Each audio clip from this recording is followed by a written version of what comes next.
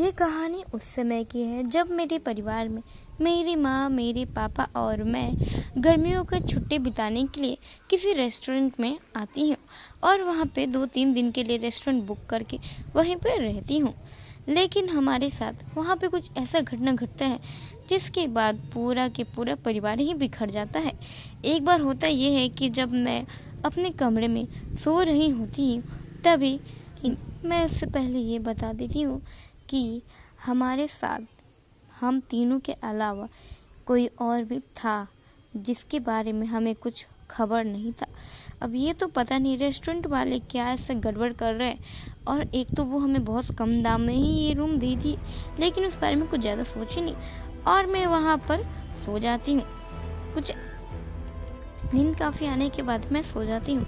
तभी रूम में पूरा तरीका से फायर का कुछ आग का गोला टाइप में चारों ओर घूमने लगता है।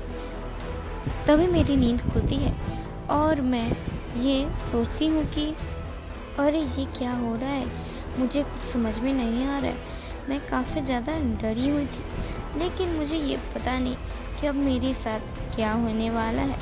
अब ये तो जानते होंगे भगवान ही कि अब क्या होगा हमारे साथ। कुछ देर बाद मेरे तो पूरा हालत ही पंचर हो जाता है और मैं डरे सहमी मैं अपनी माँ के कमरे की ओर आगे बढ़ती हूँ। तभी मेरे चारों ओर एक बूढ़ी साया घूमने लगती है, जिसे देखकर मैं काफ़ी ज़्यादा डर जाती हूँ और मुझे कुछ समझ में नहीं आता कि मैं अब क्या करूँ, कैसे बचूँ इस चुड़ैल से। चुड़ैल काफ़ी ज़्यादा खतरनाक थी, लेकिन मैं ये सब छोड़ छाड़ कर अचानक से चुड़ैल गायब हो जाती है और उसके गायब होने के बाद ही मैं दौड़कर अपनी माँ के कमरे में चली जाती हूँ।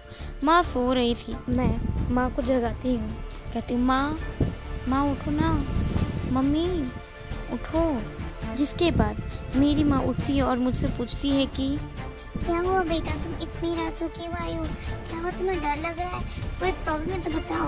तुम्हारा मुंह इतना लटका हुआ क्यों है? क्यों तुम इतनी डरी हुई हो? माँ मुझे इस रेस्टोरेंट में नहीं रहना, इस रेस्टोरेंट में कुछ गड़बड़ है। हमें किसी भी हाल में इस रेस्टोरेंट का चेक करना होगा, नहीं तो हमारे जान को खतरा है।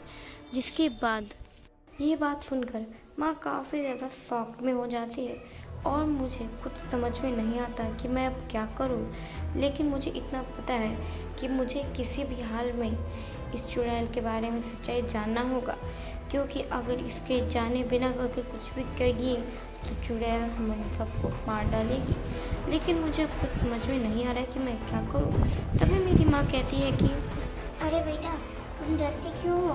मैं हूँ तुम्हारे साथ, मैं तुम्हें कुछ नहीं होने दूंगी। तुम चलो मेरे साथ। नहीं, तुम यहीं पे रुको, मैं देखती हूँ कि क्या गड़बड़ है तुम्हारे रूम में। जिसके बाद मेरी माँ वहाँ से चुपचाप चली जाती है और उसके साथ ही मैं भी चली जाती हूँ, क्योंकि मैं माँ को अकेला नहीं छोड़ सकती।